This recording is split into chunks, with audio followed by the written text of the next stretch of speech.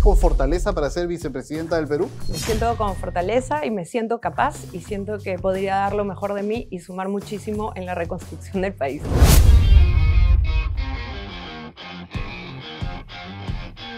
Bienvenidos amigos a una nueva edición del Espejo, nuestro podcast de entrevistas políticas y conversaciones no solo con políticos, pero siempre pensando en la elección que viene el próximo año. La invitada que me acompaña el día de hoy pertenece a un partido político que ha cumplido más de 100 años. Aún así, con solo una foto le ha movido el piso a militantes, dirigentes. Sin más preámbulo, Carla García. Muchas gracias por acompañarnos, Carla. Muchísimas gracias por la invitación, Pedro. Happy de estar en el Espejo. Qué bueno, hay que explicar rapidito qué ha pasado. Yo veía a los compañeros Jorge del Castillo y Mauricio Mulder, que siempre han sido como agua y aceite, como Tom y Jerry, para decirlo en términos más amable, de pronto anunciar que van a ir juntos en una posible plancha aprista. Pero de pronto, a las pocas horas, Carla García publica una foto acompañada de Javier Velázquez Quesquén, Humberto Abanto, y todo el mundo habla de la nueva plancha. ¿Qué va a pasar en el APRA? En el APRA va a pasar lo que tiene que pasar. Somos un partido democrático y van a haber distintas alternativas para que los compañeros puedan elegir quiénes quieren que los representen en las elecciones del 2026. Así que empezamos haciendo democracia desde dentro. ¿Pero te parece bien quemarle la película a Mauricio y a Jorge? No ha sido de ninguna manera mi intención. Saludo que los dos compañeros, que como tú dices, es gracioso, uno es Tom y el otro es Jerry. Claro. Me imagino que ninguno de los dos quiere ser el ratón ahí, No. pero Es más bravo, eso para decirlo, digamos, de una forma hasta risueña, pero han sido peor que el Pimpinela. Históricamente han tenido posiciones enfrentadas dentro de lo que es el partido, siempre siendo ambos muy apristas. Pero saludo que los dos hayan decidido de poner armas y que vayan juntos a esta elección, entonces ofreciéndole una plancha a mis compañeros que está basada evidentemente en la experiencia, y nosotros queremos proponer una plancha que esté basada en el recambio de rostros, no quiero decir generacional porque me parece discriminatorio y no hay una cuestión etaria en eso, pero una plancha que tenga un recambio de rostros y que además sea muy popular y muy provinciana. Ahora, para mí que me creo muy bien informado, y digo me creo porque acá ya cambió todo. Eres, nada tenía la impresión de que Carla García quería postular al Congreso como diputada o senadora, te lo iba a preguntar ahora, pero ahora te veo muy entusiasta hablando de una plancha, es decir, que tienes una aspiración de estar en la plancha del APRA para estas elecciones. Sin duda, me encantaría poder activar la plancha del APRA. Mi trabajo es alimentar los corazones, regalar una sonrisa y hacer sentir a los apristas y, por supuesto, al pueblo peruano que la esperanza existe y que cada vez que hemos tenido una circunstancia grave como en la que nos encontramos claramente, hemos podido salir adelante. Entonces sí me encantaría estar en la plancha. ¿Por qué? Porque eso me permitiría viajar por todo el país, recuperando los bastiones del APRA, recuperando la confianza y el amor de los peruanos por el APRA. Ahora, ¿es algo que ha surgido en estos últimos tiempos? Porque preguntaba a algunos compañeros tuyos en el APRA y todos me decían que sí, que a Carla le interesaba ir al Congreso, pero nadie hablaba de una plancha presidencial. Es que quizás a los compañeros que les has preguntado no les convenía que yo fuera parte de una plancha, pero la verdad es que estoy hace 4 o 5 años haciendo una labor sustentada en mi propio trabajo, de viajar los fines de semana a regiones, conversar con los compañeros, y siempre fue una de mis expectativas poder ayudar al partido desde donde pueda. Y creo que puedo ayudar muchísimo desde una plancha distinta y que conecte más con la juventud. Ahora, estamos rehuyendo el punto fundamental de esta conversación. Hablar de una plancha es de hablar de 3 ubicaciones, pero ¿vas a ser precandidata presidencial del APRA? A ver, te voy a ser recontra honesta. El tuit que generó la bataola, la locura, la hora loca, dice forjando una alternativa popular y provinciana. Forjando. Estamos conversando para ver cuáles son los rostros que más representen al APRA y que más tengan que ver con la idea que nosotros tenemos del partido y de lo que debe ser el hoy y el mañana del partido. Cuando digo nosotros, estoy hablando claramente de Javier Velázquez Quesquén, que a diferencia de Jorge y de Mauricio, yo la verdad es que a lo largo de la vida no había tenido un trato tan cercano con él. Jorge y Mauricio, sin embargo, sí son como mis tíos, ¿no? Los conozco desde que yo soy chica. A Javier no. Y me he encontrado feliz de recorrer, por ejemplo, Lambayeque con Javier y encontrar la buena chamba que hace y la investidura que tiene como ex premier, como 5 veces congresista y lo que él significa. A mí, él me encanta como figura. a mí me encantaría que Javier fuera el candidato a la presidencia. Estamos discutiendo cuál es la mejor opción, pero yo creo que sí he formado una alianza popular, revolucionaria y americana pero con entonces, Javier. él sería el candidato presidencial, tú podrías ir como parte de esa plancha. Los apristas dentro del partido, en sus elecciones internas, van a votar por una fórmula completa, es decir, no es que se completará el más votado a la presidencia, el segundo y el tercero irán como vices, no. No, en estas elecciones internas, de acuerdo a lo que entiendo, vamos a ir por planchas y luego las listas de congresistas se van formando de acuerdo a digamos, a la cantidad de votos de cada uno de los compañeros. Las planchas tienen que ir completas. Jorge y Mauricio todavía no presentan la alternativa femenina de su plancha. Yo agradezco mucho a Jorge que me haya convocado en su momento para ver si yo podía integrar la plancha. Jorge, creo que no le gusta que le digan A mí me gusta así. que le digan George. ¿Sí? Lo que no le gusta es que le digan tío George. Don George del Castillo. Un amor, Jorge. Lo quiero, lo abrazo mucho. Nos reunimos hace poquito tiempo. Y bueno, él me preguntó si yo quería ir con ellos. Y yo insisto en que creo que necesitamos un recambio. Creo que el partido tiene que jugar con nuevas fichas, con la ideología de siempre, porque esto es un tatuaje, se llama Justicia Social de Pan con Libertad, y eso lo tenemos todos los apristas sin importar de la manera en que comuniquemos ni la manera en que nos veamos.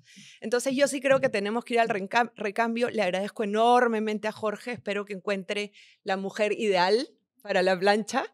Y aparte de eso, hicimos una especie de promesa de que no nos íbamos a estar zahiriendo entre compañeros en esta interna. Bueno, toda elección interna imagino que va a generar escaramuzas y fricciones. Entiendo, es difícil. A veces ni siquiera viene de nosotros mismos, sino de la gente que te acompaña, que cree que la mejor manera de hacer campaña es agarrar los WhatsApps y destruir al rival. Pero tienen que entender que cuando están destruyendo un rival en una interna, están destruyendo el partido y están divorciando algo. Entonces, lo que hay que hacer es estar absolutamente unidos en el camino de la interna. Entonces, en esa posibilidad, Javier Velázquez Esquén, Ojalá. Como candidato presidencial del APRA, tú irías como candidatura a una vicepresidencia. ¿Humberto Abanto sería el otro integrante de esta plancha? Me encantaría. Además, ¿sabes qué cosa? Sería una plancha de comunicadores. Y yo Pero creo son que dos en abogados este y una momento, comunicadora. Pero escúchame, ¿quién Aunque comunica mejor que Humberto Abanto? Ambos tienen habilidades comunicacionales, eso no lo discuto. Los dos, pero además, o sea, por ejemplo, en estos últimos años, Abanto es el rostro de la oposición a este sistema judicial y fiscal injusto. Me parece a mí que Humberto es un hombre que comunica muy bien, que la tiene muy clara, digamos. Me encantaría que fuera él, pero de todas maneras... Eso tiene gente que, digamos, se adhiere y tiene detractores. Así que eso sin duda va a generar controversia en su momento si se consolida, ¿no? Entonces, bueno... Pero escúchame, no está firme, porque yo lo que quiero es decir que todavía esta es una alternativa, como te digo, popular y provinciana. Entonces, yo camino con muchos otros compañeros, como Omar Quesada, que ha sido gobernador regional de Ayacucho, alcalde de Huanta, y lo adoro, Omar. Este fin de semana voy a estar en Trujillo con Julio César Morán. Entonces, yo sí quisiera que la plancha que nosotros proponemos para la interna del partido, si me tiene a mí como limeña, tuviera dos regiones, posiblemente una del norte y una del sur. Eso es lo que yo necesito. Bueno, sin duda queda todavía algunas semanas para ir perfilando esa alternativa. Y ya veo que don Jorge y Mauricio, que he estado aquí invitados, seguramente tenemos oportunidad de entrevistar a Jorge del Castillo más adelante, no la van a tener tan fácil, ¿no? Yo, antes de ver tu foto y tu tweet, pensaba preguntarte acerca de ambos candidatos autolanzados, Jorge y Mauricio.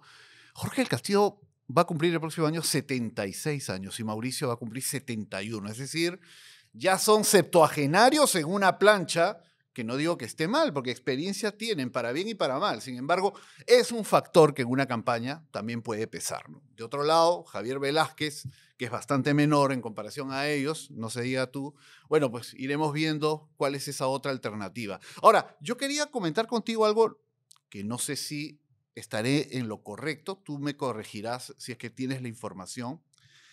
Cuando culminaba el gobierno de tu padre, el año 2011, camino al 2011, a las elecciones del 2011, hubo un gran debate en el APRA respecto a la candidatura presidencial aprista, ¿no? Entonces, de un lado, Javier Velázquez Esquén, que había sido primer ministro, que en ese momento había ganado además un reconocimiento, la gente lo ubicaba, sabía quién era, tenía una experiencia en el Ejecutivo, quiso ser candidato presidencial y se llega a lanzar desde Chiclayo, desde su tierra.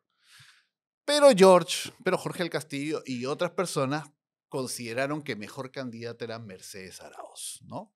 Y según la información que en ese momento leí y alguien más me comentó, fueron a hablar con el presidente, con García, con Alan, a plantearle esta posibilidad, que la candidatura del partido sea un independiente, Meche Araoz, ¿no?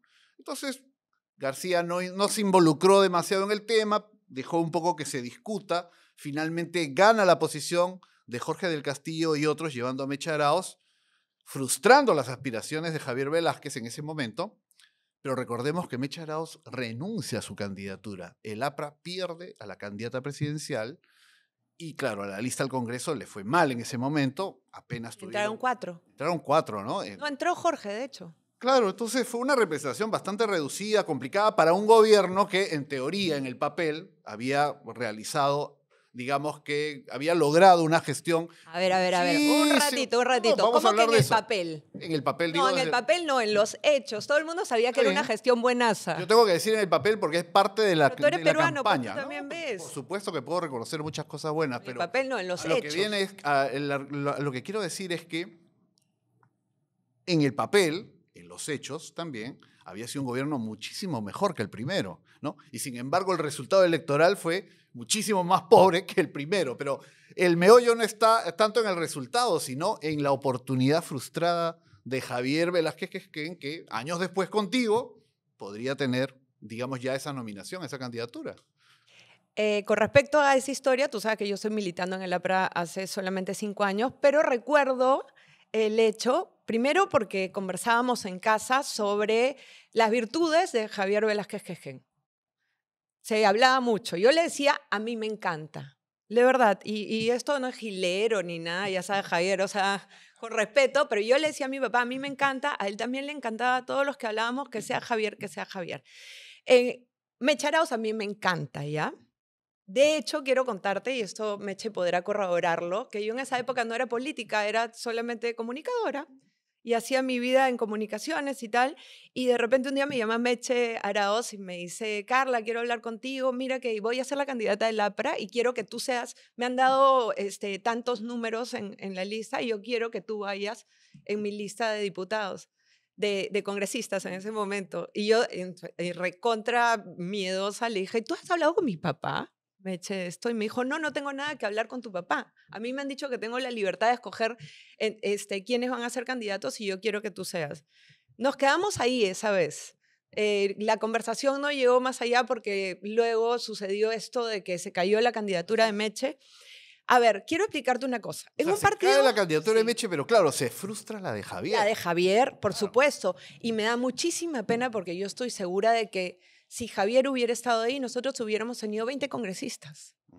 Y incluso si hubiera estado Meche, también hubiéramos tenido. Pero a veces en los partidos políticos, sobre todo de larga data, se dan este tipo de pugnas por el poder al interior que terminan frustrando absolutamente todo. Y eso es algo que no puede suceder en esta elección. Por el amor de Dios, compañeros, vamos unidos a la elección. Nadie venga a romper nada, a patear el tablero. En ese momento fue una oportunidad, como tú dices, perdida después de un gobierno exitoso. Y eso seguramente fue marcando un poco el declive del partido en el corazón de los peruanos hasta encontrarnos en la situación de perder la inscripción, ¿no?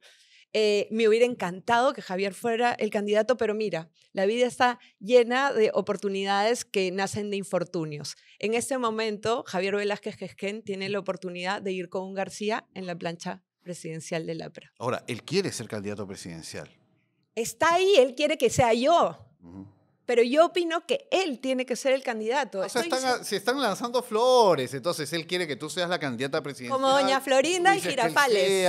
Pase usted, después de usted. Claro, me gusta tomar una tacita de café, sí, pero ¿sabes qué es lindo? Que hay un montón de fraternidad, hay cariño en eso. Y estamos convocando también a compañeros de distintos sitios. Ayer hablé con Lucho Wilson del Cusco, con Félix Ortega de Junín. Voy juntando gente. Bueno, anoche, justo porque esto ha ocurrido en las últimas horas, fue ayer la Sí. presentación de Jorge y Mauricio desde el Congreso, que alguna gente en redes también preguntaba, ¿pero por qué desde el Congreso? Si no son congresistas, el APRA no está en el Congreso. Es un partido que ha tenido una presencia nacional, o sea, lo que menos debería preocuparlos es que se haga en el Congreso, pero eso es otra discusión. Pero escucha, el contexto fue el saludo, la conmemoración por la muerte de Víctor Raúl. Ellos estaban yendo a hacer un evento conmemorativo. Por eso fue en el Congreso, porque estaban juntos ahí y había un grupo grande de Claro, compañeros. pero... Y entonces se lanza esta noticia que un poco era la noticia política del día. Luego viene Carla con su tweet, con su foto, ¿no? Con su selfie, a remecer todo dentro del APRA y a generar un debate interesante dentro de observadores políticos, medios de comunicación. Lo has visto anoche. Y anoche le preguntaban a Jorge y a Mauricio y ambos reaccionaron un poco descolocados, con los mejores términos, es verdad, ¿no? Pero se les notaba un poco inquietos, descolocados, como que no se le esperaban, ¿no? Bueno, supongo que les cayó una sorpresa, pero esto también viene de una urgencia de la que yo converso mucho con los compañeros, que es tenemos que aprender a comunicar como en el siglo XXI. Significa encontrar el espacio, la ventana y el momento. Y comunicar en el lenguaje que maneja este país, que es un país joven, Pedro. Y esto es algo que seguramente tú sabes, pero en esta elección que viene, el 50% de las personas que votan y que están aptas para votar tienen menos de 40 Sí, claro. años. No, y por O eso sea, también yo hacemos... soy una cocha para ellos, una viejita, Tía, la no querías abuela. decir tía. No quiero decir tía porque la última tía regia que conocimos ya saben cómo terminó. Así es como todavía aún está por terminar. Yo esa quiero historia. ser tu prima mayor. Entonces hay que comunicar bien. Y, Claro. por ejemplo, yo estaba con Pero por mis eso no compañeros. has esperado, como antes era así, pues sale el titular, al día siguiente se responde. No, el mismo día. Y eso es importante en la política. Recordemos, Pedro, y yo siempre digo, con el mayor cariño y el respeto por el ñuco Merino, como le digo yo, porque soy tu vecina, al presidente Merino, pero acuérdate de lo que pasó con mi querido Antero Flores Arauz, que estaba en RPP y le iba diciendo a Mabel Huertas que le estaban renunciando los ministros y él no veía su WhatsApp. Entonces, las herramientas de la inmediatez, ¿no? Y la transmisión de la información en tiempo real ha hecho que la política cambie enormemente. Y una hora antes de eso, cuando estuvo por aquí, porque vino en la mañana a tratar de hacer un poco su control de daños. Antero, que era jefe de gabinete, primer ministro Claro, de este gobierno gran fallido señor, de un Merino. ¿Qué superpolítico. pasa?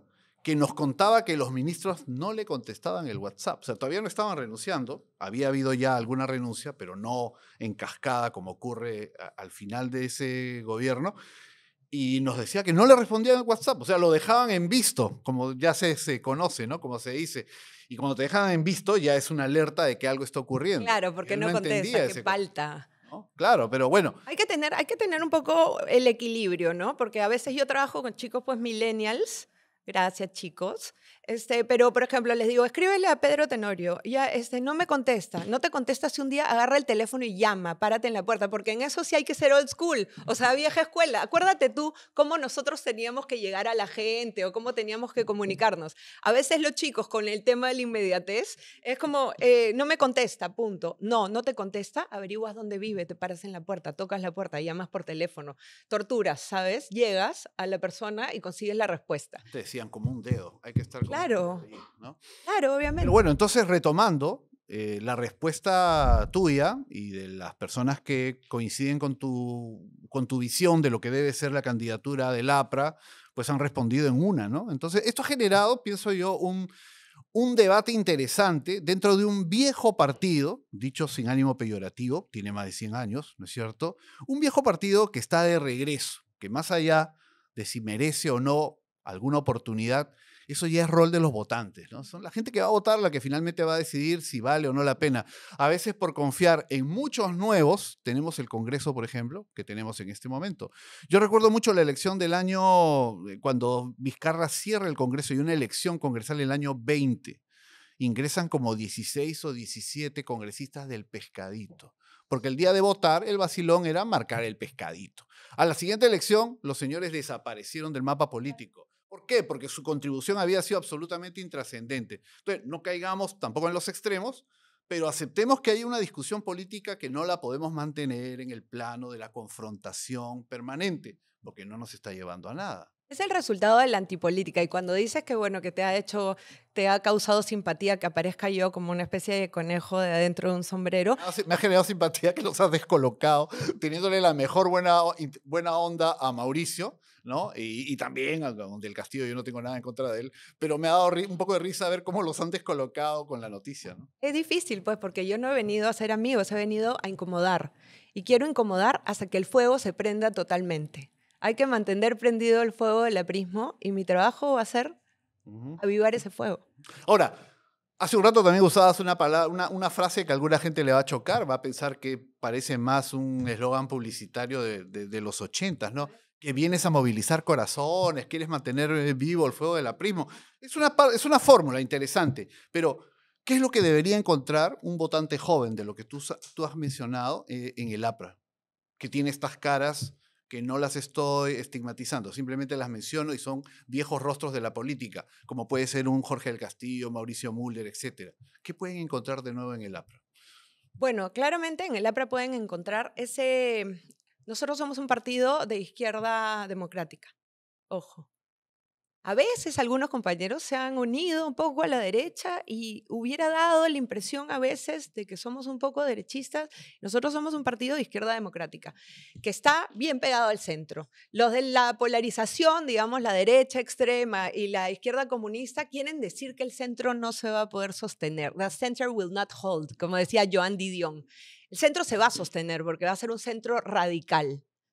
Nosotros estamos al centro radical de la política y lo que venimos a hacer es a proteger a las personas del comunismo hambreador que quiere quitarle a la gente sus bienes para repartirlo de una manera irresponsable que no genera ninguna riqueza en los pobres, sino que más bien lo que genera es como una especie de clientelismo que no les permite crecer. Y también parar esa derecha que cree que las empresas son la máquina que mueve el mundo y los empleados solo empleados son. Entonces, somos un partido que nace, y ahora sí, me voy a poner retro, pues, ¿no? A ver, Hace 101 años, claro. de la unión de los sindicatos, de los obreros con los académicos y los estudiantiles. Es un partido que está hecho para todos y que se preocupa mucho del bienestar de la gente, pone por encima el bienestar de la gente. Ahora, esto en juvenil, ¿qué significa?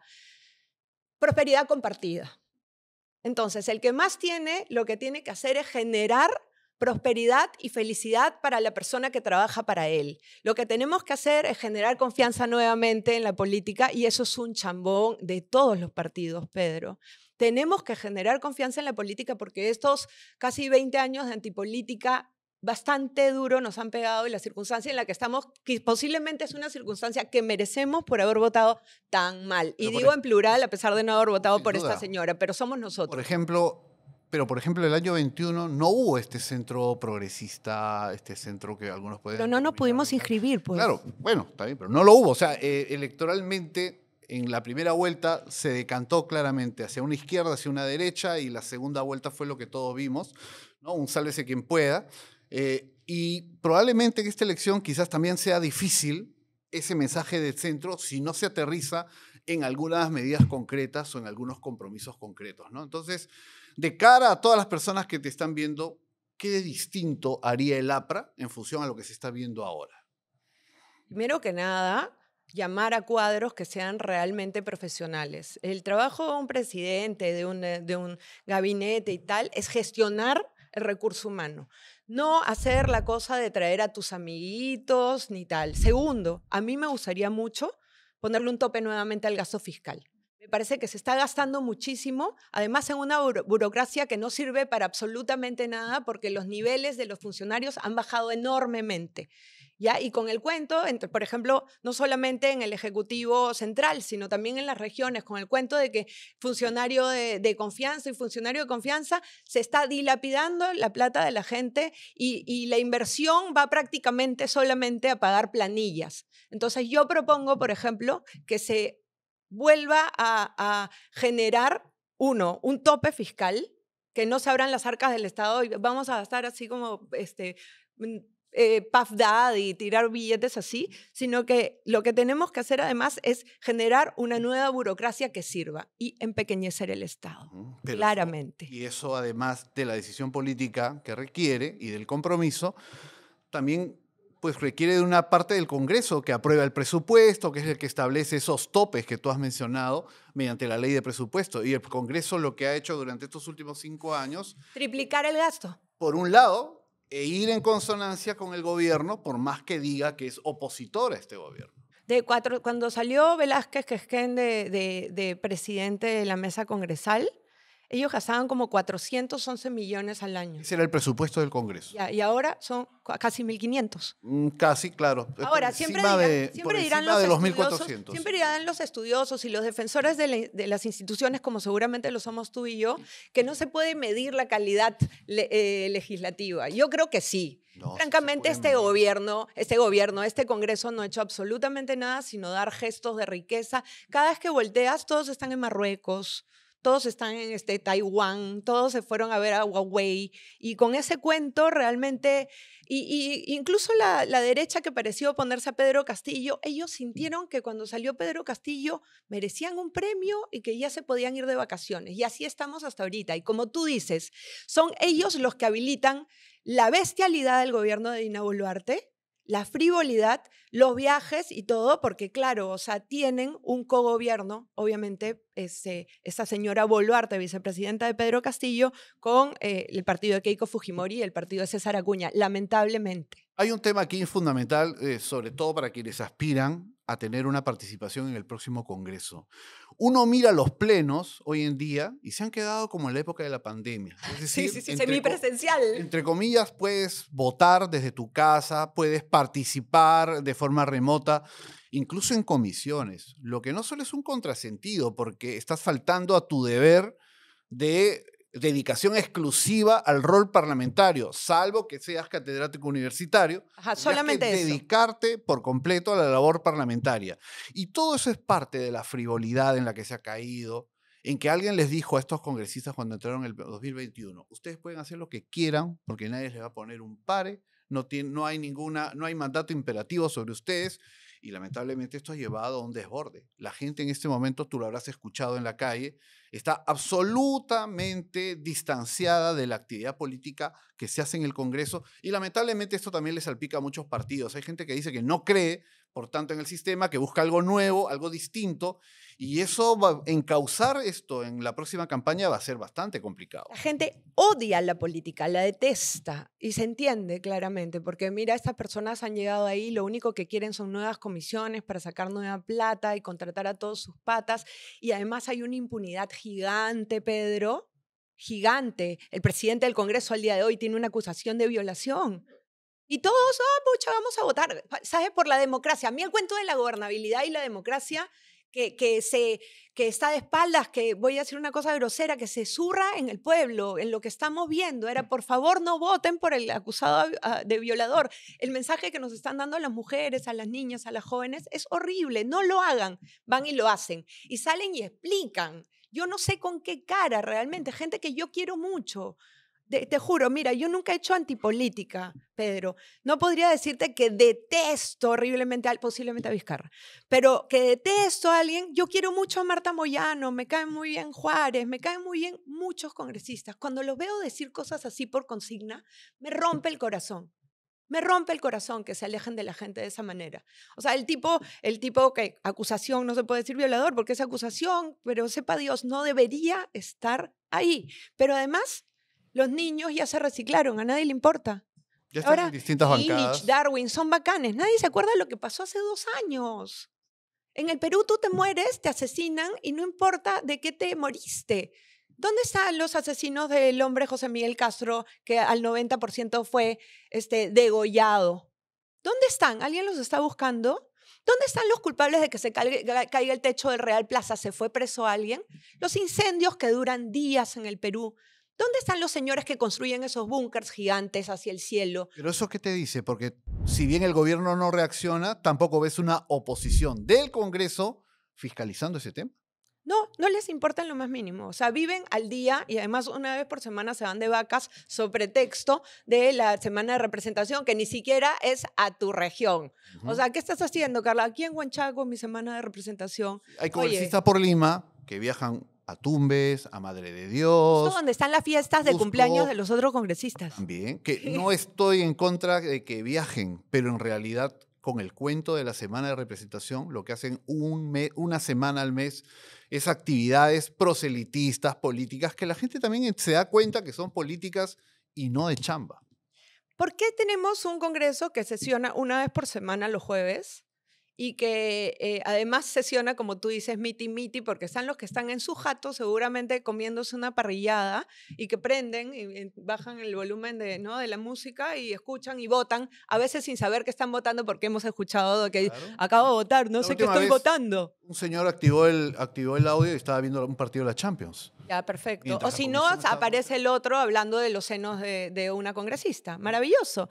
Entonces, si están sesionando miti, hay remoto y tal, ¿por qué diablos mejor no hacemos que vivan en sus regiones, que representen no a todo el Perú, sino que representen a su región, que se queden en su región y que vengan los jueves a sesionar?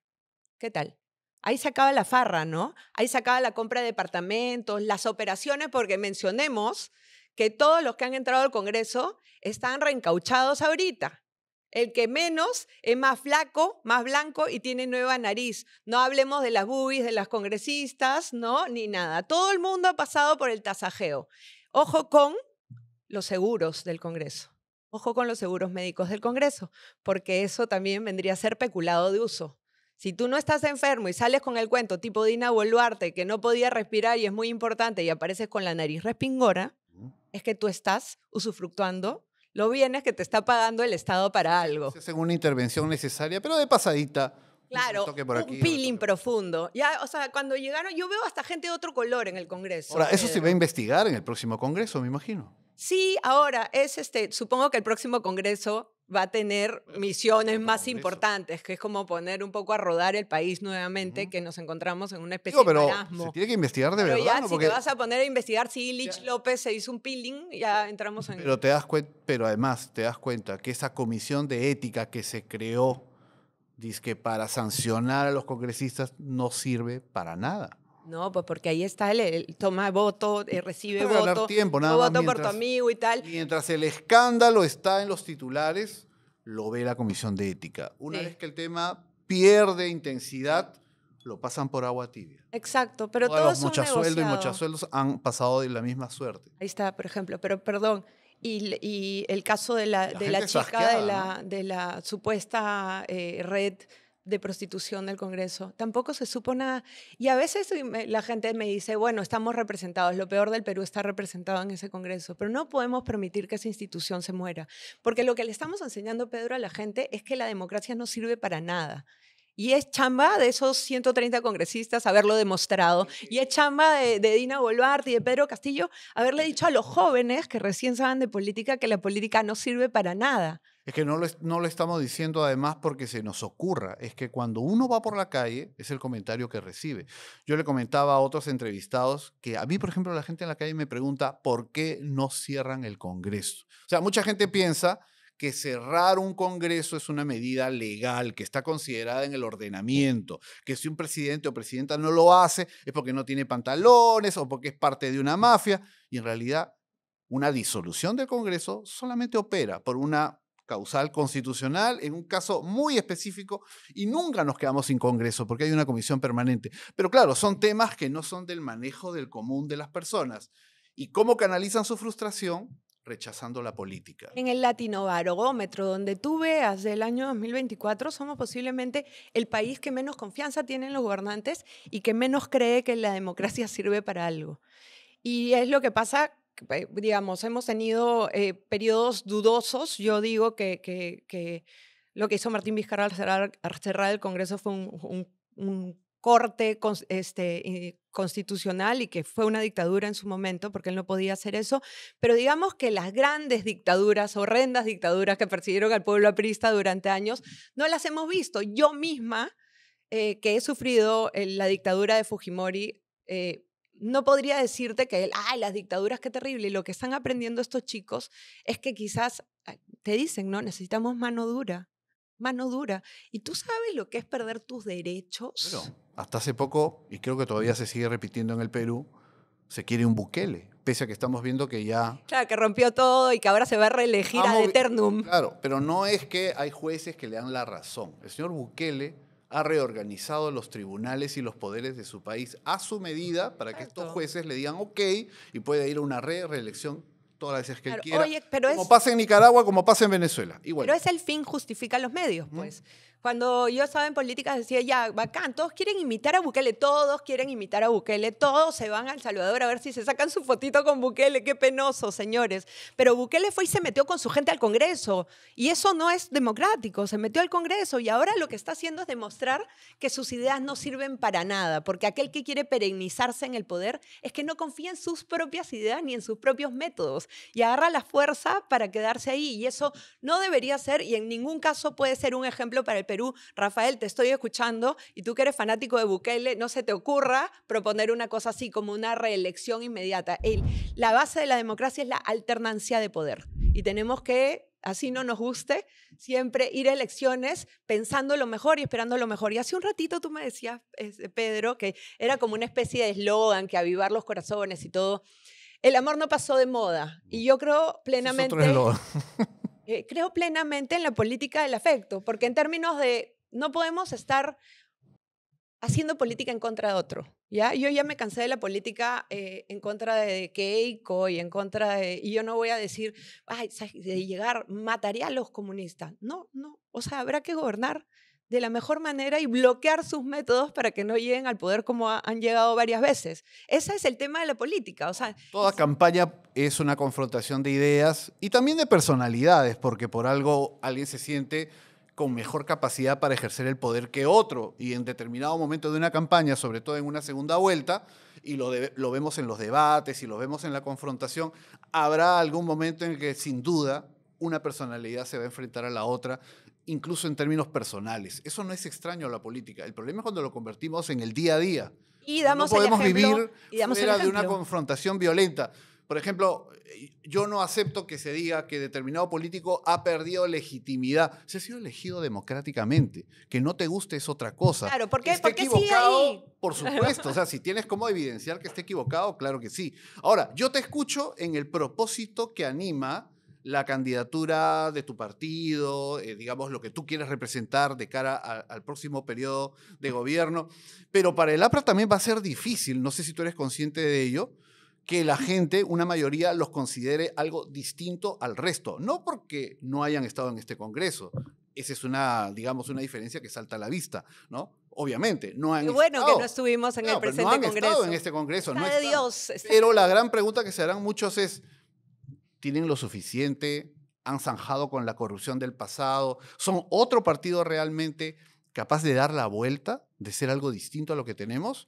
Porque ser un partido de tantos años, así como trae una historia, puede traer logros, victorias electorales, también trae un pasivo.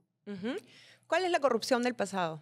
Bueno, la corrupción que hubo en el primer gobierno del APRA. Eso fue hace como bien, pero claro, todo eso cuenta en el imaginario del elector. Sobre todo ¿no si se repite como una narrativa permanente y, y nunca se hace el el ejercicio historia generoso de decir, caray, qué buen gobierno hicieron del 2006 al 2011. No hemos llegado todavía a ese gobierno. Pero yo voy avanzando. No, me parece bien. Yo creo que obviamente no se va a mezquinar lo que son logros objetivos, como también podríamos decir del caso de Alberto Fujimori, que tuvo un periodo de dictador, que fue un gobierno autoritario hasta el final, que fue un gobierno donde se permitió la presencia de alguien como Vladimiro Montesinos, pero claro, el pecado para muchos es reconocer que también hubo logros y hubo decisiones importantes. De ninguna manera lo haría. Durante esos 10 años, ¿no es cierto? Claro.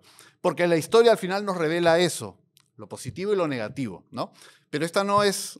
En mi pregunta no cargo una confrontación hacia ti, sino respecto a lo que la gente pueda pensar, ¿no? Porque tú lo escuchas en la calle. Incluso gente nueva es vista como, si pertenece a un partido, es vista como parte de, ¿no es cierto?, una escuela. Ellos son así.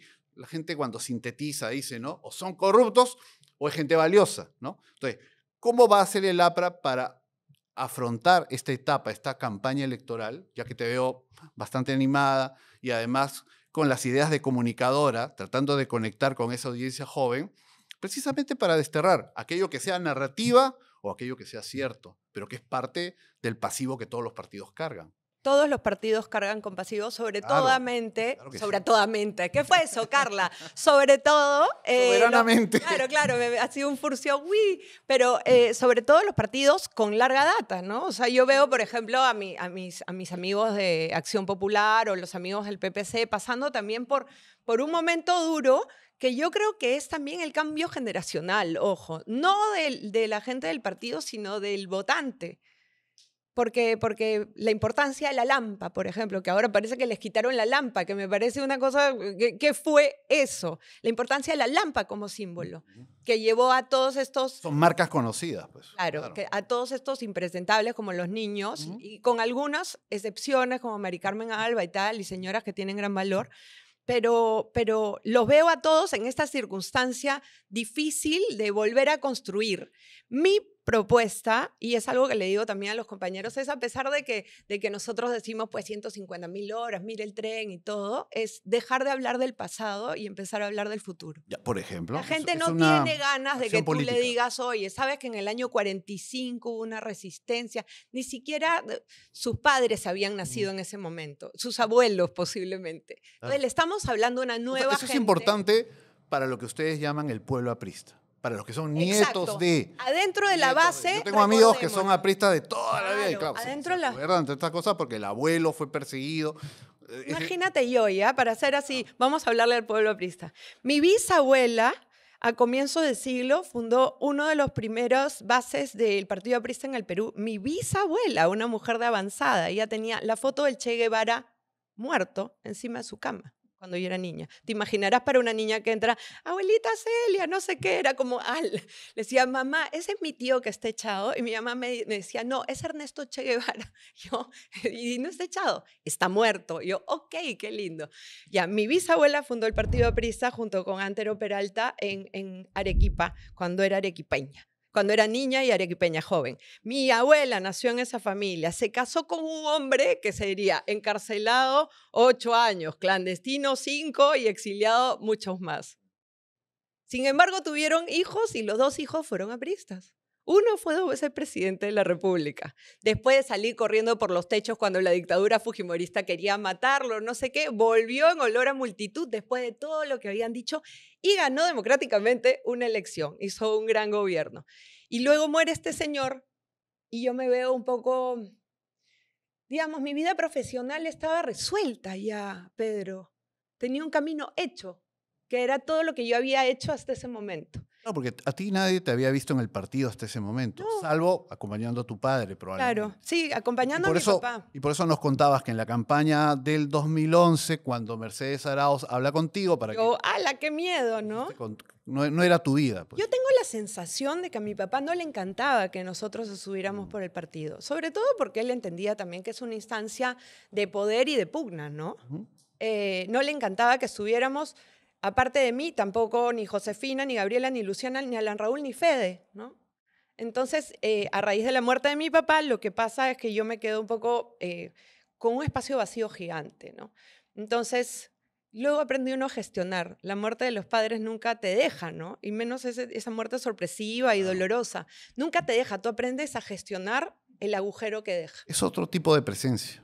¿Sí? A mí me pasa con mi madre, o sea, es otro tipo de presencia. Hay días en que puedes entregarte. No siento que se ha muerto, ¿no? No está mal. Y sí, está todo el rato, ¿ah? Claro. En las canciones, en la comida, en el olor Recuerdos. de algo. Es increíble eso. Pero además... A veces estás ante una situación, un problema, y cuando estaban vivos no lo pensabas así. ¿Qué me hubiera dicho mi padre o mi madre? Cuando estaban vivos no, porque tú no querías que ellos te mangoneen. Claro, ¿por qué te metes? Exacto. Claro, me pasó con mi papá, que yo decía, pucha, qué tipo tan encimoso, ¿no? Porque era, oye, ¿dónde estás? Estoy con Pedro Tenorio en Latina. ¿Qué dice Pedro Tenorio? No, estoy en una entrevista, papá, ya. ¿Qué estás comiendo? Estoy comiendo tal cosa. ¿Por qué no nos vamos a tal sitio? Porque estoy en otro lado, ¿no? Entonces, uno aprende a gestionar el agujero. Yo te digo, hay días al mes que yo entro como quien se tira una cabecita en mi propio dolor. Y regreso, y no está mal porque lo manejo. Y hay días en que veo el hueco y le doy la curva y digo, tengo que seguir avanzando. Hoy no quiero pensar de esto. Gestiono, tengo mis días de agenda para... ¿Tu padre en algún momento te dijo directamente, no te metas en política? Sí. ¿En qué contexto? ¿En ese el 2011 no? Otro No, momento. cuando ya sentía que la cosa estaba muy fea y era, al final, vale la pena. Y siempre terminaba diciendo que sí valía la pena, ¿no? Que lo importante es la historia, lo que cae en los libros de historia. Y hoy día de repente nadie lo reconoce, pero un día todo el mundo reconocerá que se hizo esto y se hizo lo otro. Y sí, de hecho, yo creo que su figura ha ido creciendo a lo largo de los años después de su muerte. Es impresionante. O sea, Alan García cada día gobierna mejor. La Y valoración la valoración va cambiando, porque además claro, ya no se le ve como un oponente en actividad, sino eso.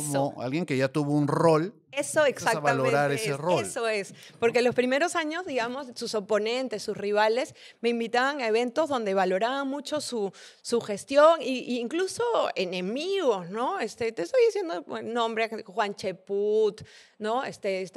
Varios de Es ellos. que ellos también se impactaron mucho con la noticia.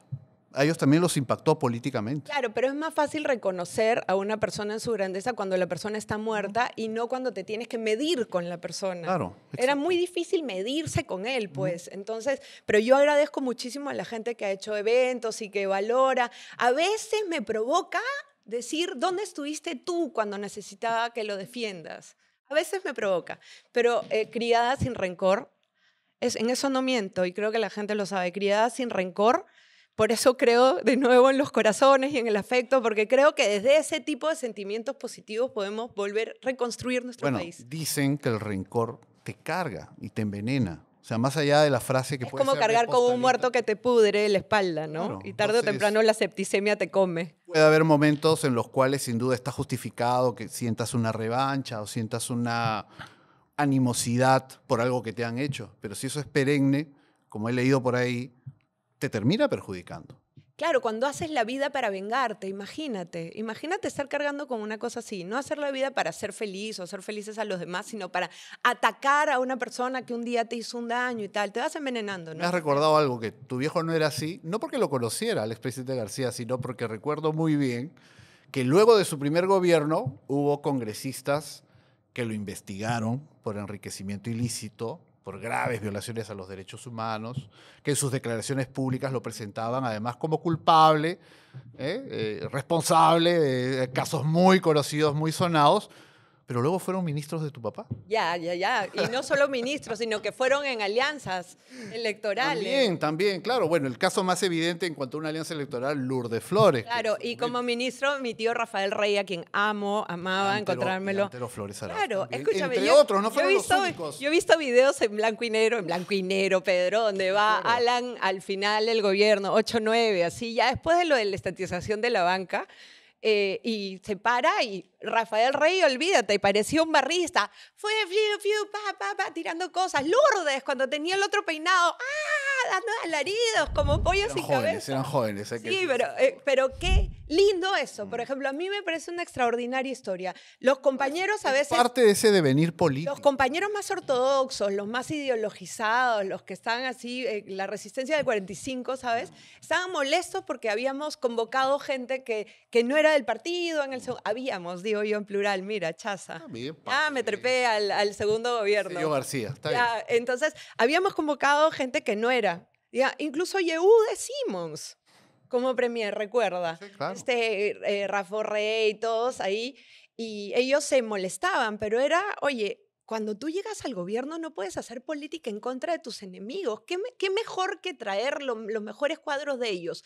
¿En qué cabeza, si tú tienes un rival, cómo se te ocurre en algún momento no analizar cuáles son las ventajas de tu rival? Además, ellos cumplían rol de voceros políticos, porque tanto Rey como Antero Flores Arauz en su momento eran también voceros que podían responder ante la oposición o ante distintas posiciones que se gestaban en contra del gobierno de tu padre, ¿no? Y ahí creo que es interesante ver.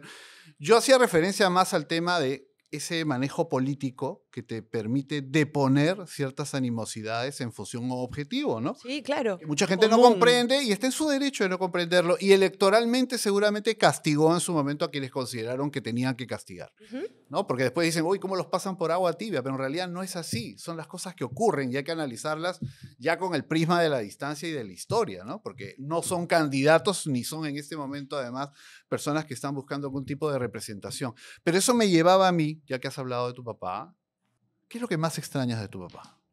Su sentido del humor. La carcajada. O sea, por Yo lo he ejemplo, el otro día yo lo he escuchado el reírse. otro día de la foto del periódico, el tweet, lo escuché reírse. ¿Te refieres a la foto donde estás con Sí. Javier Velázquez? Con Sí, Humberto lo escuché Vargas? reírse. Ujú. Te juro que lo escuché reírse. Tenía una carcajada bastante sonora. Yo lo he Sí, escuchado. ¿Y qué pasa? ¿Quién es? Me dijeron, es el expresidente, es García.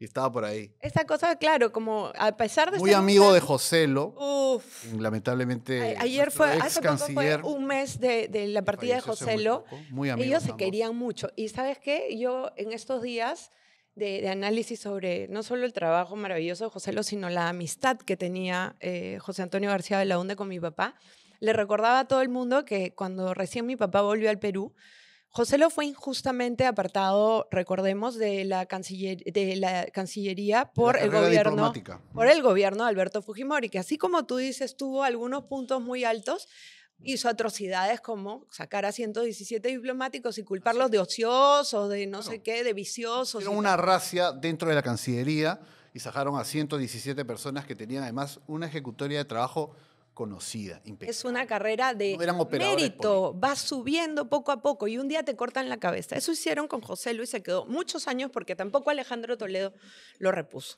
Entonces, estábamos un día en el viejísimo Hotel Crillón, ya entonces era viejo, ¿ah? O sea, creo que solamente lo abrían para estas fiestas o cenas apristas. Bien viejito. Y estaba ahí Joselo sentado en otra mesa y mi papá tomó el micrófono y empezó a hacerle un homenaje. Y dijo, por ser mi amigo, Joselo García Belaúnde se acaba fuera de esto, y sin embargo él no ha dejado de ser mi amigo en ningún momento. O sea, no se vendió, no traicionó. Y me acuerdo de haber visto, se me llenan los ojos de lágrimas, de haber visto a Joselo con los ojos llenos de lágrimas. Y yo decía, un hombre grande que está así emocionado por la circunstancia. Emotivo, Sí, claro. súper. Los extraño a los dos. Ellos muy amigos. Alguna vez Enrique Sileri y yo trabajaba en la revista Caretas hace 25 años. Y hubo una reunión con ellos, ¿no? Yo no lo conocía a tu padre apenas de haberlo entrevistado alguna vez, que tuve oportunidad de entrevistarlo 2 veces, me parece. No como presidente, antes. Y se notó, porque llegó con Joselo, una amistad que era pues de muchachos, porque se habían conocido en la universidad, en la Católica, me parece, Sí. ¿no? Ahí se Además eran conocieron. gigantes los dos. La gente no sabía Altos. que José Lo era más alto que mi papá. Mi papá era alto, José Lo era mucho más alto.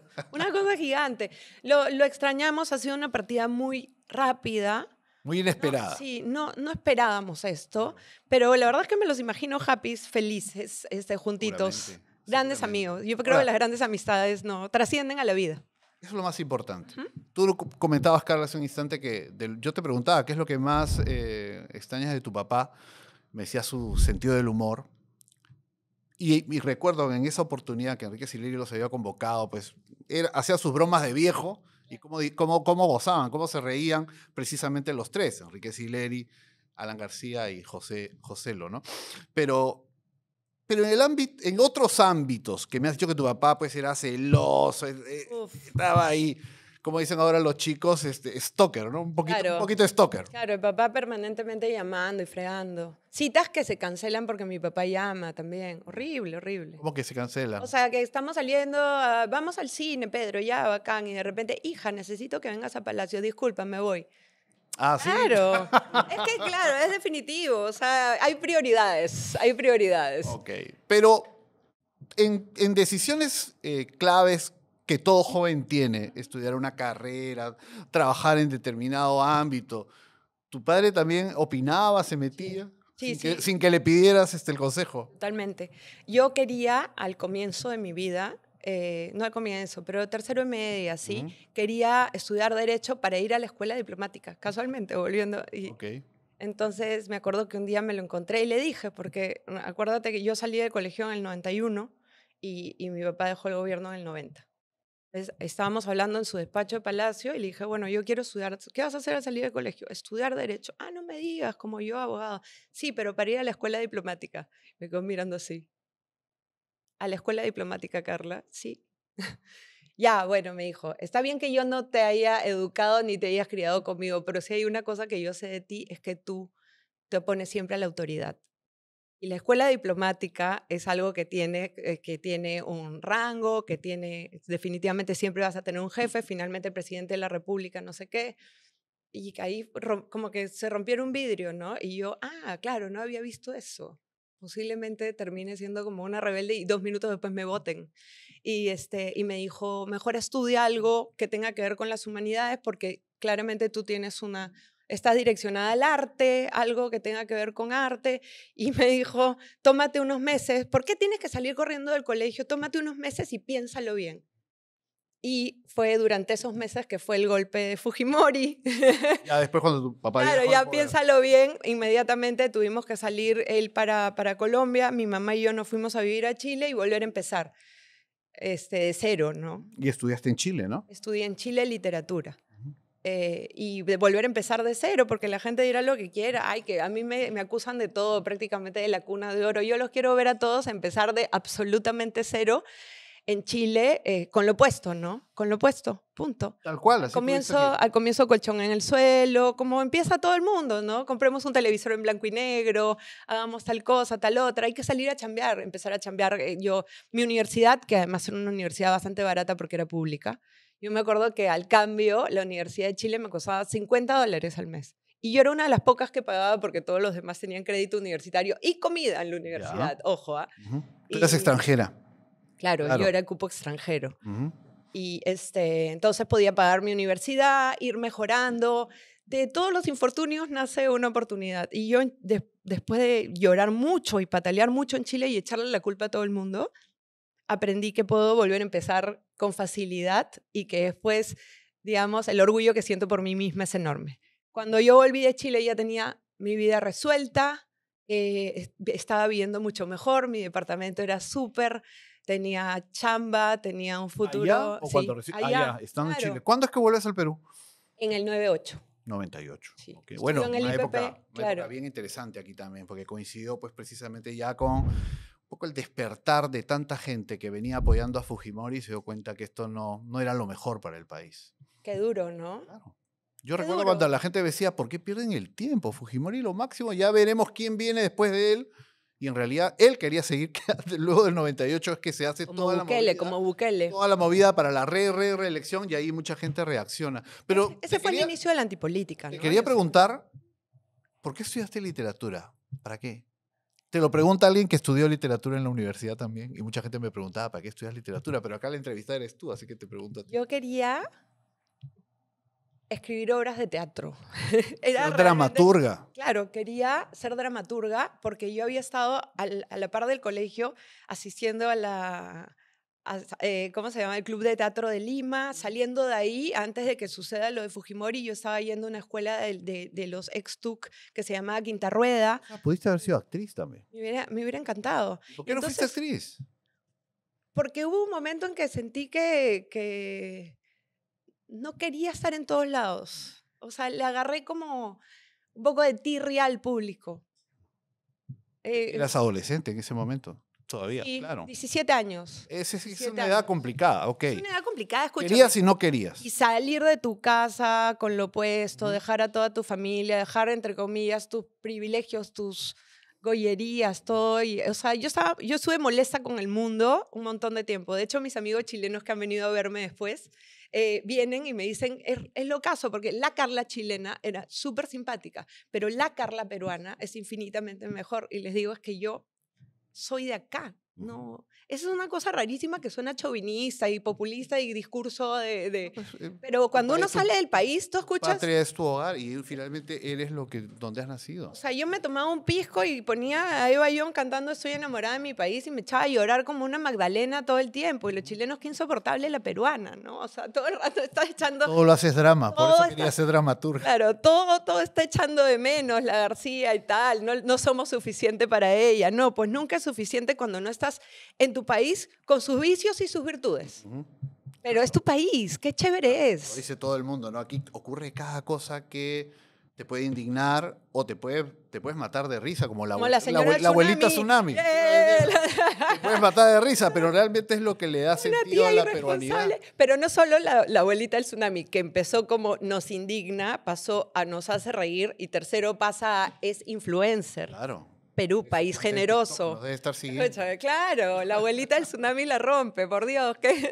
Claro, pero volviendo al tema, entonces Es curioso porque sin duda mucha gente, tú misma lo has dicho, puede pensar o alucinar 20 cosas respecto a ti, sobre todo por tu condición de hija de un expresidente, porque siempre en el Perú vamos a tener la sensación de que viven en medio de un privilegio y que obtienen algún tipo de beneficio o que van a explotar ese privilegio, ¿no?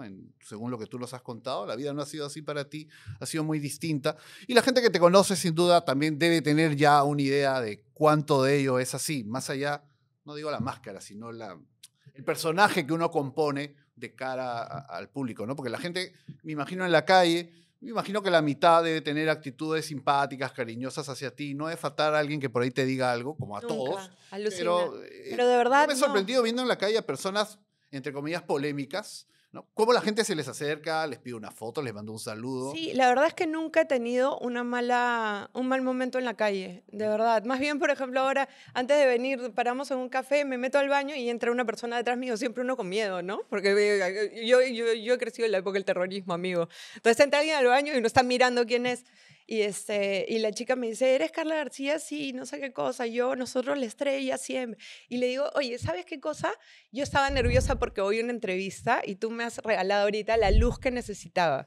Entonces, como yo siempre veo señales en todos lados, porque es un arte que uno empieza a manejar cuando Qué los papás miedo. no están. No le vamos a preguntar qué señales ha visto por No, acá. las señales, tú no ves, me has dicho que te acercas mucho a tu mamá en determinados momentos y Sí. yo a veces estoy ponte en mi neurosis máxima porque todo el mundo me ve como Hello Kitty, pero soy una mujer bastante neurótica a veces y es lo que necesito para funcionar. A veces estoy neurótica, tiro la puerta, me subo a mi carro y me suena La vida es un carnaval. Y yo digo, ay, qué pendejo. O sea, ya basta, Alan, ¿no? Ah, sí, la vida es un carnaval. Entonces, como que siempre siento que por ahí está y me acompaña. Y Ujú, eso además me devolvió una cosa muy rara, que es la fe en Dios ujú. y en la Iglesia Católica. ¿Te has Me vuelto devol- más te has vuelto no, religiosa? yo estaba peleada con, Por eso. yo estaba peleada conmigo mismo. ¿Cómo Ujú. voy a decir que yo estoy peleada con Dios? ¿Qué tipo de ser Ya. haría eso? Yo Ujú. estaba peleada Ok. conmigo misma y con mi fe durante muchos años. Yo fui súper piadosa los primeros años de mi vida, digamos 13, 14, El 15. colegio también. No, escúchame, piadosa tipo, sales del colegio y te vas a la Medalla Milagrosa a preparar la misa y cantar con la guitarrita. Yo, o sea, vivía los fines de semana metida en la medalla, iba a la misa de la medalla, la de 11, iba a la de 12, iba a las 7 de la noche, porque iban los juveniles ahí, cuando yo era infantil. Entonces he sido como la cheerleader de Dios. Cuando vino Juan Pablo II la primera vez, olvídate, o sea, yo parecía el hincha israelita de Juan Pablo II. Donde fuera Juan Pablo II estaba yo atrás con mi bandera del Vaticano que había dibujado Pero yo luego misma. tomaste tu distancia. De nuevo, ese quiebre de la democracia me quebró a mí en la época de Fujimori. Y ahora has vuelto, digamos, a Recontra sentir vuelto. una fe y una creencia católica, me imagino, ¿no? Católica, sí, y creo que me voy a volver a encontrar con mi papá y creo que vale la pena ser bueno. Antes era como pragmática, pues, ¿no? Al diablo con todo, avancemos nomás. Sálvese quien pueda. Y ahora es, salvémonos todos y chambea porque hay un proyecto común que tiene 1000 años y que vamos a sacar adelante, que se llama pues, esencialmente el Perú, más allá de la religión. Ahora, es importante que la política también te dé un sentido de lo que quieres hacer en los próximos años. Finalmente, como hemos dicho aquí, será el electorado, el ciudadano, quien diga si sí o no y en qué nivel, si al Congreso o Claro. más arriba. Pero hoy en día, sin duda, como lo decíamos hace un instante, hay una valoración muy difícil respecto a lo que es el accionar político, ¿no? ¿Tú crees que tu padre te hubiera recomendado que te metas ahora, en este contexto, en este momento, donde probablemente el Congreso es el más detestado de los poderes? Posiblemente me hubiera dicho que no, pero uno está un poco para retar a sus papás también, ¿no?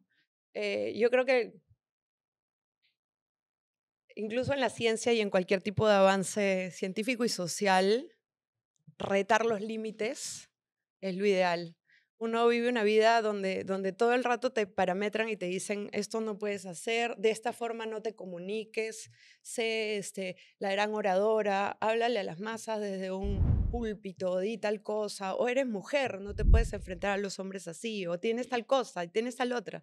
Tienes que romper esos Parámetros. parámetros. Si mi papá me hubiera dicho que no, yo le hubiera dicho que sí, pero si mi papá estuviera vivo, posiblemente yo no me hubiera metido en el partido porque él no lo hubiera permitido, quizás. ¿Cómo así? ¿Por qué no lo hubiera permitido? Porque él tenía, ya había un García en el partido, ¿no? Y bastante grande, creo.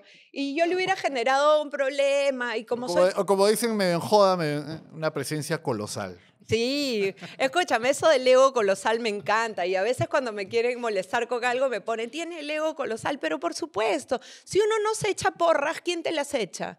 Tú tienes que agradecerte, como esa gente de los chicos que van y reciben su diploma y dicen, me agradezco a mí mismo. ¿Por qué no, ah? O sea, es tu esfuerzo, es tu vida, es tu chamba. Agradécete a ti mismo. Yo también tengo un ego colosal y dentro de mis posibilidades me juro lo máximo, porque puedo, pues, pero a lo que voy es que él era gigantesco y yo hubiera podido ser como una especie de piedra en el zapato, ¿no? Con lo contestona que soy, con lo... Hay situaciones, escúchame, yo a mi papá lo amo a la distancia de la vida y lo amaba cuando estaba vivo, pero yo no considero que era perfecto. Yo no considero que mi papá era perfecto. Hay un montón de cosas que me hubiera gustado que mi papá desarrolle, que no lo hizo en vida y que yo siento que que eran temas en los que él creía. Por ejemplo, el papel de la mujer en el partido. Por ejemplo, eso. Que al día de hoy, que hayan planchas que tienen conflicto porque no saben qué mujer es la mejor, debería haber un abanico enorme y lo hay. El APRE está construido en esas mujeres que iban a la puerta de la cárcel, chambeaban, dejaban a sus hijos y le llevaban comida a sus maridos, las mujeres que escondían a los apristas cuando las dictaduras los perseguían debajo de una alfombra, en un hueco en la casa. Esa es la mujer aprista, como Magda Portal, las sufragistas. Hay mujeres a cantidades, pero de alguna manera un espectro conservador ha ido arrimando a la mujer, incluso dentro del partido, a roles que tienen que ver con roles tradicionales de mujer, ¿no? Organizas, doblas la servilleta, ya repartirán las compañeras la chicha. Cuando las compañeras han estado en todas las instancias, en todos los conversatorios y todo lo del partido. ¿Por qué no? Y ojo, que las dos primeras ministras mujeres son de Alan 1. Recuerdo de Beche Cabanillas y Lurízar. E Hilda Urizar, claro, por supuesto. O sea, el APRE tiene una historia maravillosa con las mujeres. ¿Por qué no habemos...? Oye, Nidia Vilches. Lo que pasa, Carla, es que los partidos, cuando no analizan las cosas con la frialdad que a veces se requiere, se terminan mirando al ombligo o convirtiéndose en un club de Toby, que Sí. evidentemente es negativo. Y buscan las formas, ¿no? ¿Quién creó el Ministerio de la Mujer en el Perú? Fujimori. El señor Alberto Fujimori, que de las Sí. cosas buenas que pudo haber hecho en su gobierno. Pero hoy en día el fujimorismo ni reivindica Escúchame, ni defiende. posiblemente ellos acaben con el Ministerio de la Mujer de llegar al poder. A eso Son los voy. primeros que ese ministerio no sirve para nada. Amiga, tu papá lo hizo. Pero por supuesto que sirve o no sirve. Sirve, por supuesto, pero está tomado. Sí, eso sí tenemos que hablar. Está tomado. El Ministerio de la Mujer debería ser un ministerio que es, esto suena así estudioso, pero transversal a todos los demás ministerios. Eso es gestión. Escúchame, No, eso es economía, conseguir préstamos para las mujeres que trabajan en su casa porque tienen una carga familiar, acelerar las cosas en el tema de derechos o en el tema de los programas sociales, hacer que cada persona que recibe un programa social lleve a su hijita Pero a educarse. Eso requiere que quien esté a la cabeza y tome las decisiones tenga las ideas claras, no que desaparezca, no que dinamite. Igual ¿Cuántas pasa con la atrocidades? Defensoría del Pueblo, que Mm. también es otra creación en su momento del régimen de Alberto Fujimori. Un poco para dar también el juego a la oposición, para Claro. mostrarse abierto. Pero ¿cómo han perdido esos espacios y se los han entregado Exacto, a son otros espacios sectores de los perdidos. cuales denostan? Esos ¿no son, es y, cierto? pero, y voy a hablar de más espacios perdidos, porque cuando dicen el segundo gobierno de Alan fue de derecha, no amiguito, tan no fue de derecha que creamos el Ministerio del Ambiente y el Ministerio de Cultura. Ambos hoy en día tomados por, no voy a decir porque son tus amigos, pero aquello que llaman los caviares. Entonces son ministerios que se vuelven como una especie de animal gigantesco que no sirven para nada porque solamente hay burócratas adentro y consultorías y asesorías, pero nadie hace nada en realidad. Yo me pregunto, ¿cuántos de los programas sociales que tenemos veintitantos va realmente a sueldos y cuánto llega a las personas? Eso nuevamente es gestión. ¿Qué Eso es estamos gestión. haciendo? Y sabes que hay todavía quienes me dicen, pero no puedes decir eso públicamente porque los que están adentro y sus familias no van a votar por ti. Bueno, señores, no voten por mí, pero la plata que sale de los bolsillos de todos, de Pedro, del mío, de los señores que están en el switcher, y va para ayudar a las personas, tiene que ayudar a las personas, no ayudar a algunos funcionarios a que se llenen de billetes. ¡Qué piña! Oye, Carla, no hables de la minería ilegal porque sabes que esos 3 millones... No me importa, es criminal. No me importa. Piña. Me miras con cara de susto. Porque Es que no me te importa miro porque... te miro porque espero que continúes desarrollando. No Me es, parece no es, interesante o lo que sea, estás diciendo. uno no viene para ser electorero. O sea, tus principios no pueden tener que ver con qué cantidad de votos obtendrás.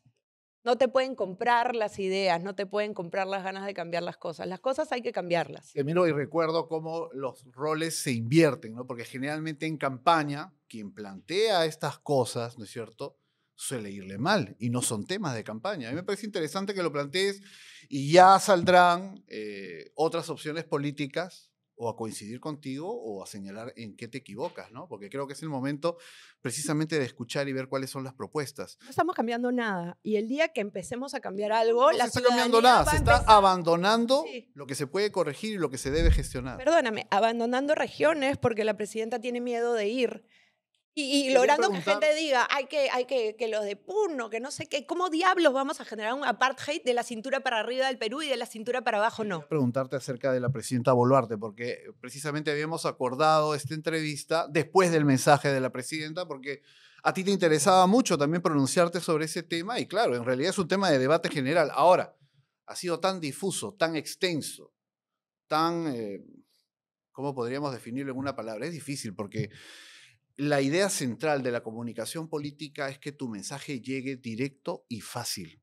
Y en realidad los mensajes de la presidenta Boluarte ni siquiera llegan, ¿no? Porque se pierden en un marasmo de ideas inconexas. Lamentablemente La es así. gelatina mental de la presidenta. Entonces, qué difícil va a ser convencer, de pronto estoy equivocado, qué difícil va a ser convencer a los votantes, hombres y mujeres, de que una mujer política merece otra oportunidad de gobernar este país. Todos los hombres son iguales. No me sorprende que me lo digas. ¿Te gusta que te diga eso? ¿Todos los hombres son iguales?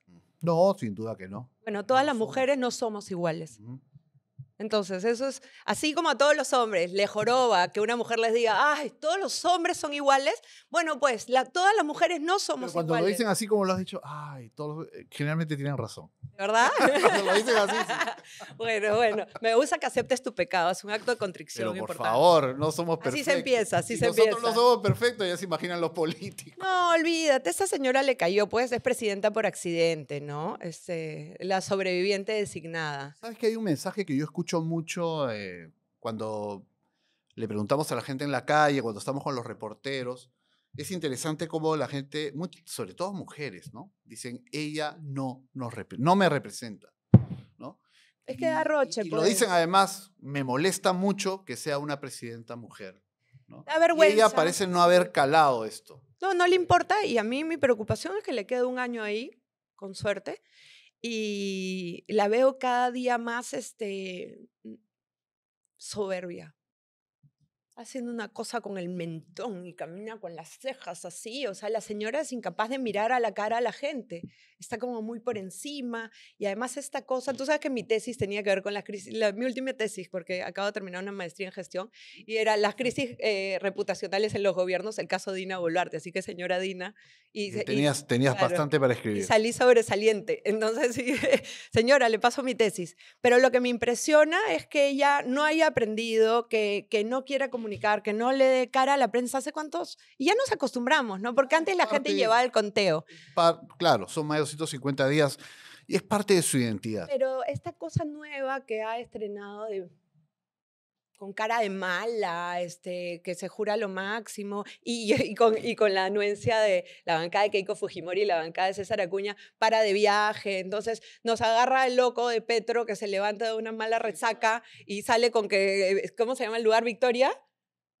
Victoria. Es colombiano y que qué raro que se han confundido y no hay nadie en la casa para defender la casa. Hablan de la isla Santa Rosa. Santa Rosa, perdón. En realidad es un distrito dentro de un islote que pertenece al Perú, porque así está demarcado desde el año 22. Vitocho mismo ha salido a decir, no, le recuerdo que si acaso no le gusta, que nos devuelvan Leticia. En realidad es como... Ahora, es un tema que se tiene que resolver. Pero Pedro, es lo diplomáticamente. caso que al comienzo yo me preocupé, dije, el embajador Schaller está de viaje con ella, ¿cómo vamos a responder? Y luego dije, qué bueno que no está. porque si estuviera, de repente saldría a gritar adjetivos, epítetos y terminamos en una batalla y todo yendo a la frontera a pelear con nuestros hermanos colombianos por culpa de un resacoso y una señora que no es responsable de lo que dice, porque después de lo que dijo también en el discurso sobre Bolivia y tal, francamente, no es difícil decir esa señora no me representa. Y no me representa que agarres plata del Estado o que busques canje siendo presidenta para tasajearte la cara y hacerte el lifting, ¿no? Yo te preguntaba por el tema de Boluarte como mujer, que es como se machaca tanto. Por eso me gusta mucho la Thatcher, porque a la Thatcher no le interesaba que le digan que era mujer, porque ella decía, lo que me exigen a mí es lo mismo que le exigían a cualquier hombre, no me tiene Incluso por la qué. Meloni, ¿no? O sea, Claro, gente que por no va de supuesto. soy mujer andina. Pero viene aquí el otro dato que de alguna forma me descompagina un poco, y es que estamos observando que tenemos varias autoridades mujeres enfrentadas entre sí en los Sí. últimos tiempos. De un lado, Poder Boluarte judicial. enfrentada consigo misma, ¿no? Sí. Pero luego tienes a Boluarte también enfrentada con la presidenta del Poder Judicial, con la señora Janet Janet Tello, Tello. por el tema de la Corte Interamericana, y luego tienes a la fiscal de la Nación y a la anterior fiscal, las doctoras Benavides y Espinosa, enfrentadas también. Entonces tú dices, ¿qué le está faltando a estas mujeres? ¿Qué le está faltando a este país? Este país también, claro. Respeto en las instituciones. Como tú dices, a mí me parece asqueroso que se estén peleando estas fiscales, que una se parapete, que la otra no sé qué. Yo creo, y en esto, con perdón, y saludo a los abogados del Castillo y Abanto, que ambos son mis queridos compañeros y amigos, pero yo creo que la justicia tiene que ser neutral y que la política no tiene que estar inmiscuida en los temas de la justicia, precisamente porque muchos de nosotros hemos sido golpeados por la politización de la justicia o la judicialización de la política. Me parece que Entonces, tú reaccionaste, y acá estoy citando de memoria, cuando alguno de ellos, me parece que Jorge, tomó la representación legal de la fiscal Benavides. sí. Como que te parecía que no era O sea, conveniente. te quiero mucho, Ujú. pero me gustaría que no hubieras hecho esto. Incluso ahora que Jorge ha tenido éxito, que la fiscal ha sido repuesta como fiscal suprema, incluso ahora sigo pensando lo mismo, porque todos nosotros como políticos estamos sujetos a la fiscalía y a la fiscalización y estaremos en adelante. Y yo no quiero, si yo una vez me encontré en una peluquería con una fiscal que vino a hablarme, le dije, disculpe, pero me voy. Yo no quiero estar en contacto positivo ni negativo, perdón, Ajá, no con te ninguna preocupes. instancia de la justicia, porque quiero que la justicia siempre se mantenga neutra. Pero literal, ¿ah? Y la peluquera como, ¿qué fue, Carla? ¿Por qué tan mala onda? Le dije, no soy mala onda, es que no quiero salir de acá y que haya una cámara y digan, mira que García se encontró por con no sé supuesto, quién, qué claro. falta. Ujú. Entonces yo, mientras más lejos esté de cualquiera de las fiscales, de cualquiera de los bandos de la fiscalía, qué lamentable tener que decir de cualquiera de los bandos de la fiscalía, Sí, claro. mejor. Y en este caso Eso yo... no quiere decir que no tengan una opinión respecto a cómo se maneja la justicia en el Perú. Mi opinión es que todos deberían irse. Que las dos fiscales le están haciendo un enorme daño a la fiscalía.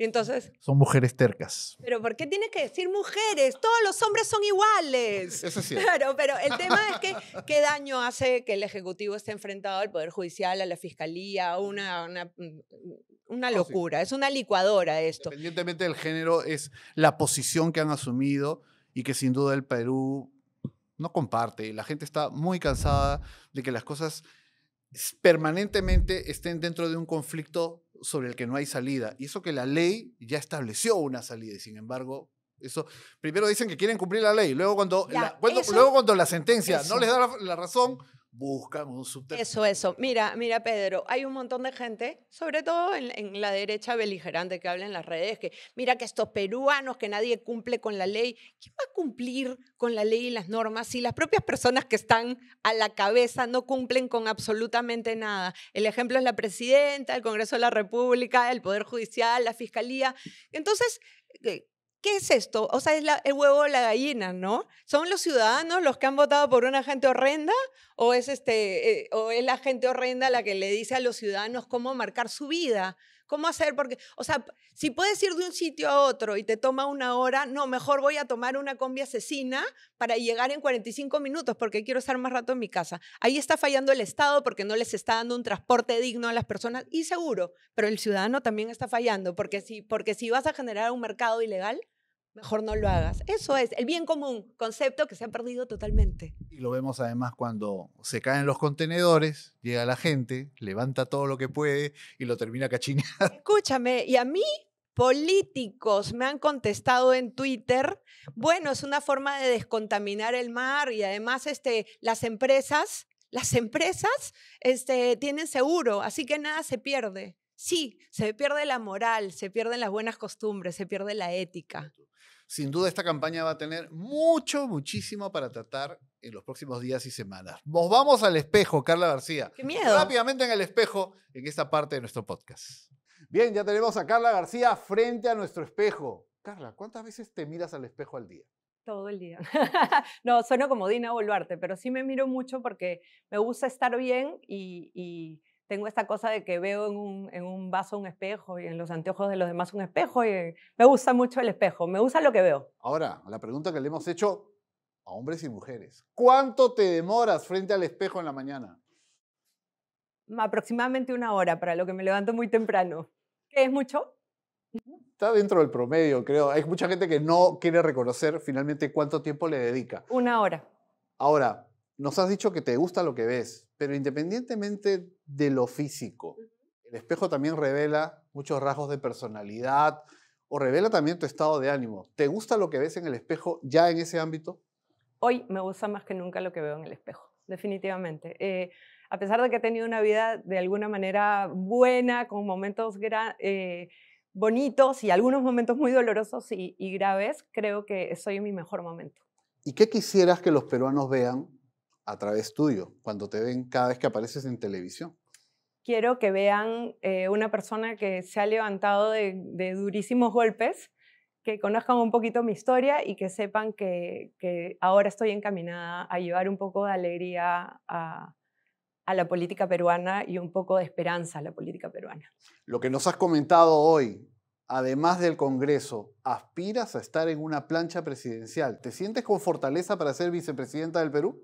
Sí, me siento con fortaleza y me siento capaz y siento que podría dar lo mejor de mí y sumar muchísimo en la reconstrucción del país. Para terminar, ¿cuál sería tu principal compromiso con las personas que te ven y podrían evaluar votar o no por ti?